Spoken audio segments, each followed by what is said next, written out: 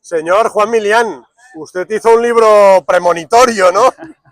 Pues lamentablemente parece ser que sí, el libro, el proceso español, era una denuncia de la deriva que estaba tomando Pedro Sánchez, el gobierno actual de España, esta deriva bastante autoritaria o bastante contraria a lo que fue el espíritu de la transición democrática.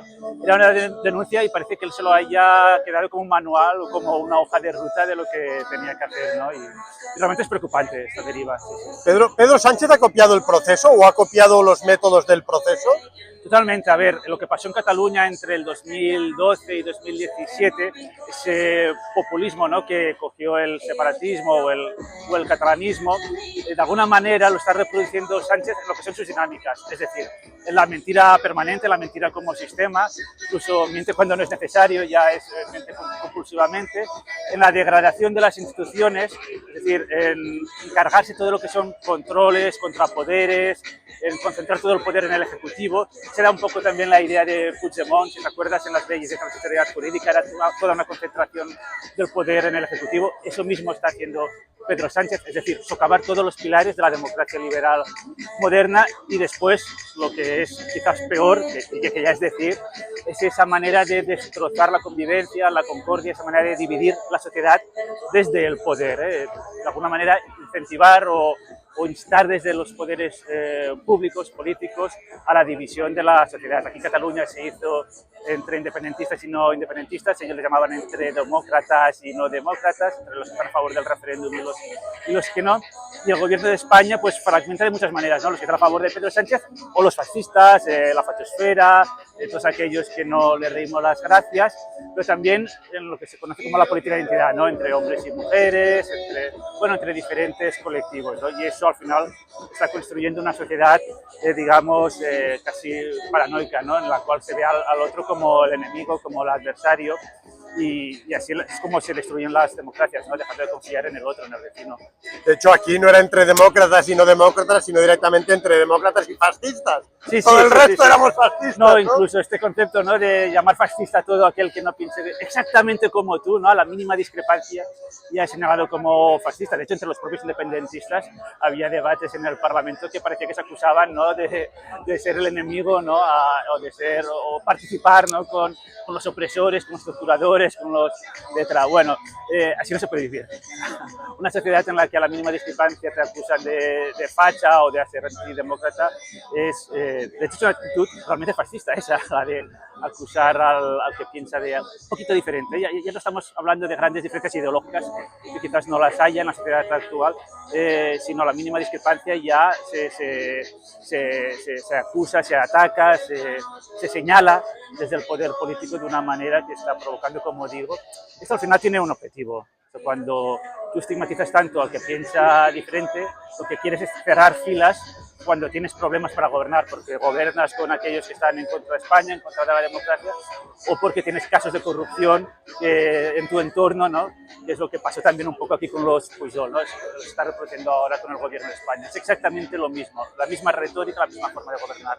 ¿La fachosfera es eso? ¿O estás con nosotros o eres un facho? Así es, ¿no?, es identificar al que piensa diferente como fascista. En este caso pues usan una fórmula más moderna, la fachosfera, para señalar a periodistas también, porque esto, ojo, esto no va solo contra la oposición, contra los grupos parlamentarios de la oposición, sino va contra periodistas, de hecho, y va contra los jueces. Esto, si se acuerdan, el discurso después de los 5 días de la reflexión esta victimista de Pedro Sánchez, salió del enclaustramiento ese para acusar a medios de comunicación y jueces. O sea, los pilares de una democracia sin prensa libre acaba muriendo, y una democracia sin un poder judicial independiente también acaba muriendo. Eso lo decía Churchill ya. ¿Es matar al mensajero? Sí, es que de hecho la prensa libre yo creo que es uno de los principales obstáculos, enemigos para el proyecto de Pedro Sánchez, que es mantenerse en el poder. Yo no creo que Sánchez tenga como objetivo crear una dictadura. O sea, no creo que tenga un plan premeditado para revertir la transición democrática.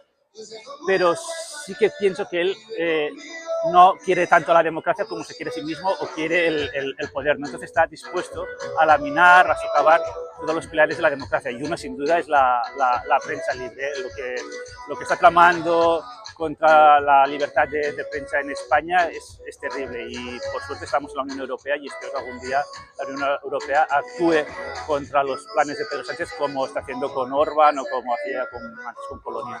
¿Es un poco todo por el poder o el fin justifica los medios? ¿Usted lo compara incluso con Orbán? Bueno, Pedro Sánchez... Que a mí hay que decir que no me cae tan mal como usted seguramente, pero bueno, diga. No, o sea, yo creo que Pedro Sánchez es un personaje realmente fascinante. Cuando escribí el libro, pocas veces tuve la sensación de que estaba exagerando, que estaba cayendo en la hipérbole, porque ya había suficientes. Empecé a escribir en el 2020 el libro. Ya había signos, ya había señales que apuntaban a que estábamos ante una persona que tenía mucho o muy poco amor por la democracia. Esto se está viendo cada vez más y más. Está actuando de una manera pues así, realmente es autoritario, es un personaje que puede fascinar, que en plena Europa del siglo XXI una persona puede trabajar con ese descaro, ¿no? Decías, el fin justifica los medios. Bueno, seguramente es un maquiavélico en el más sentido de la palabra, ¿no? Estoy seguro que Maquiavelo nunca hubiera ido tan lejos en la defensa de... Bueno, yo tengo la teoría que si Maquiavelo viviese a Maquiavelo, viviese ahora, tomaría como modelo no a Fernando el Católico, sino seguramente a Pedro Sánchez. Evidentemente, salvando todas las distancias. A ver, Maquiavelo era un republicano, defendía otro tipo de valores, pero tenía como referente de ese príncipe, ¿no? Dispuesto a todo. Bueno, tenía algún español, ¿no? César Borgia Sánchez es el Maquiavelo del siglo XXI. No es el Maquiavelo, sería el que tomaría como referente para explicar. Maquiavelo como bueno, referente me refiero al príncipe del siglo XXI. Exacto, para una persona dispuesta incluso a destruir los valores de la cosa pública, ¿no? De la república. En este caso, la república es una monarquía parlamentaria, ¿no? De todo lo que copió Pedro Sánchez, lo peor que fue la polarización de la sociedad.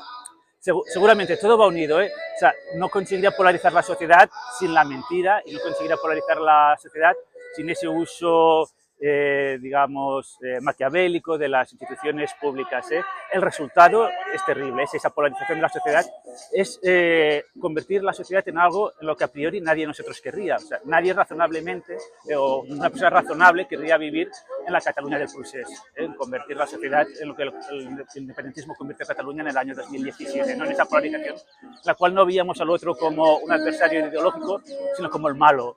O sea, yo me acuerdo sobre todo, mira, ahora que estamos en Plaza Cataluña, al lado de las Ramblas, la manifestación aquella contra los atentados islamistas de las Ramblas, como se produjo una fragmentación de la sociedad catalana en la cual se veía al otro como una persona mala dispuesta a acabar contigo, ¿no? Eso es terrible cuando se llega a ese punto, y la dinámica del proceso llevó a eso, y las dinámicas de Pedro Sánchez están llevando también a eso. ¿España va hacia un Estado confederal?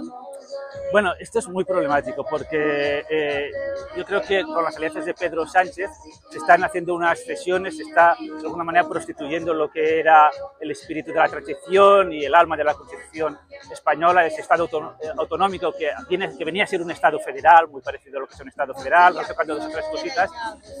Sí, estamos yendo hasta... exactamente como se dice eso, a un Estado confederal asimétrico. Es algo tóxico. Ningún Estado confederal sobrevive en el mundo, ¿eh? Creo que la última experiencia que tuvimos fue Serbia y Montenegro, que acabaron separándose a los pocos meses. Un Estado confederal o es para acabar uniéndose en un Estado federal, en un Estado, digamos, por una única soberanía, o acaba separándose.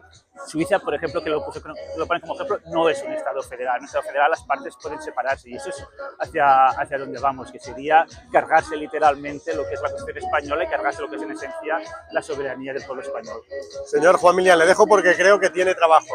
Sí, estamos aquí. De hecho, usted ha sido diputado, es politólogo y ahora es concejal en el Ayuntamiento de Barcelona. Así es. Muchas gracias. Gracias, Xavier.